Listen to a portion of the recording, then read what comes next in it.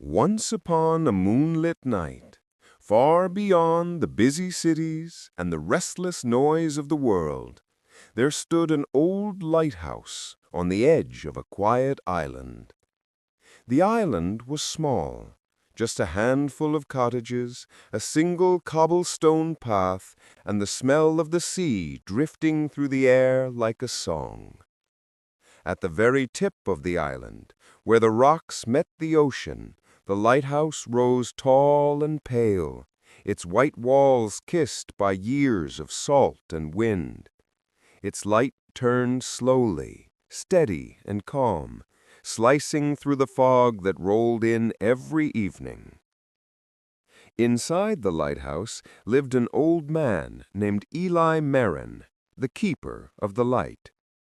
He had lived there for 30 years, long enough for his beard to turn silver and his hands to remember every sound the sea could make. Eli was quiet, kind, and gentle. He didn't talk much, except to the gulls that circled above, or the stray cat that sometimes visited his doorstep. Every night, when the sun sank into the sea and the stars began to blink awake, Eli would climb the narrow spiral staircase to the top of the tower. There, he would polish the great glass lens, light the lamp, and watch as the golden beam stretched across the dark water. It was his duty, his comfort, and his only friend. But there was something unusual about that lighthouse, something Eli had never told anyone. Sometimes, late at night, when the waves were quiet and the air was still, the lighthouse whispered. It wasn't a voice that came from outside. It came from deep within the stones, soft and warm, like the hum of a dream. It only spoke when Eli was truly alone, and it always said the same thing. "Good evening, Eli. Tell me, what did you see in the sky tonight?" At first, years ago, Eli thought he was losing his mind. But the voice was never frightening. It was gentle, curious, and full of kindness. So he answered. He would sit by the lantern and talk. He told the lighthouse about the ships he had seen passing in the distance, about the fishermen who waved from their boats, about the small boy on the island who dreamed of becoming a sailor. And the lighthouse listened, always. But one night, something felt different. The air was heavier. The ocean was restless, dark clouds moving fast across the moon. Eli felt it in his bones. A storm was coming. He climbed the tower, lighting the lamp earlier than usual. The wind howled against the windows, shaking the glass. Thunder rumbled far away like a warning. Then, through the rain, Eli saw it, a ship. Its small lights flickered weakly against the black sea. It was struggling, tossed back and forth by the waves, heading straight for the rocks. Eli's heart pounded. He grabbed his telescope. He could see people on deck, trying to steer, trying to survive. He ran down the stairs, pulling on his coat, and burst into the storm. The rain stung his face as he ran to the edge of the cliff. "Hold on!" he shouted, though no one could hear him over the wind. The waves crashed violently, the ship groaning under the force of the sea. And then he heard it. The lighthouse whispered again, but this time its voice was louder, clearer. "Eli, bring them home!" Eli froze. The light's glow flickered wildly, sweeping across the sea like a hand reaching for the lost.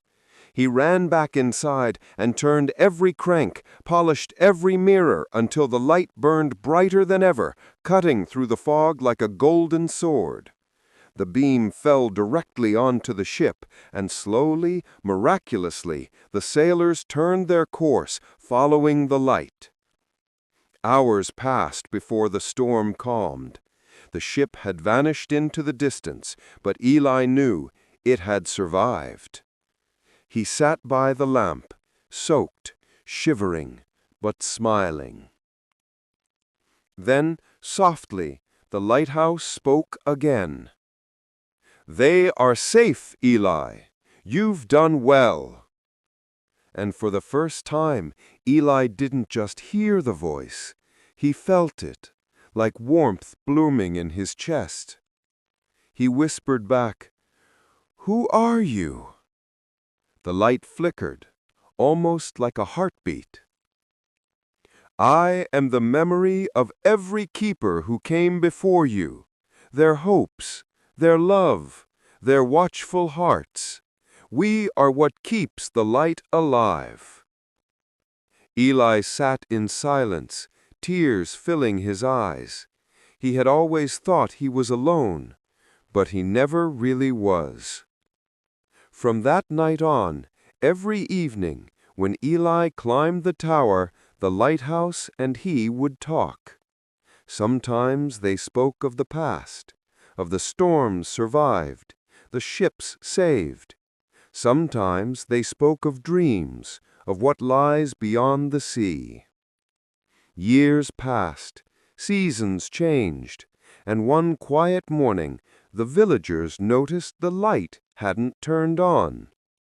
When they climbed the tower, they found Eli sitting peacefully by the lamp, his face calm, eyes closed, a faint smile on his lips. The journal beside him had one final entry. "The light never truly belongs to one man. It belongs to the night, to the sea, to every soul that needs to find its way home." After that, no one took Eli's place. Yet strangely, the light still shone every night, steady, gentle, and warm. Sailors said it seemed to glow brighter whenever storms rolled in, as if someone, somewhere, was still guiding them. And when the wind was quiet enough, if you stood by the cliff and listened closely, you could hear it, the soft, echoing whisper of the lighthouse, saying, "Good evening, Eli. Tell me, what did you see in the sky tonight?"